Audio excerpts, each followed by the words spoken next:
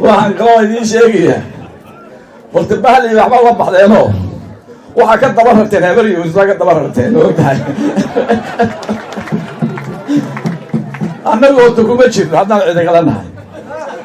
maalin baan ku yidhi aroos la isku yimi war habar jeclowe habaryoonisay soo idinkii libaaxa sheegan jiray cidagalaha inaad iska daahisaan leedii gaxaytis haysataa markay horta nimanka fulanimu ma haysee oo jeegaanta ka baqeene annagu waxaanu nahay haddaan cidagala nahay salaadiintii reer Sheekh Isxaaq baana marka inaan goodkaa ka baxno kuwa ku dhawaaqayaana waa qaar annaga nala colahay moodina nin nasiixa ka tahay annaga nala col yihiin laakiin annagu waxaan nahay ka soo daadaynayna suudaanta guud waday magaala isubiya soo maray suudaanka guud ee beelaha reer Sheekh Isxaaq halka hoos uga soo dhacmayno mid habariyo ciidagala ma noqonayno waa noo ceebtaas waa idin simane idoo baasha inagu daldaleen suldaan caara baasha gadxajiyada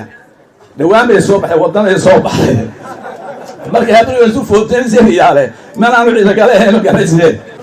waa bahal ujeeda laheede ujeedadina one time use way dhamaatay dadku waa simeeyeen reer Sheekh Isxaaq bay nahay reer Soomaaliland bay nahay ayna halka ay naga raadin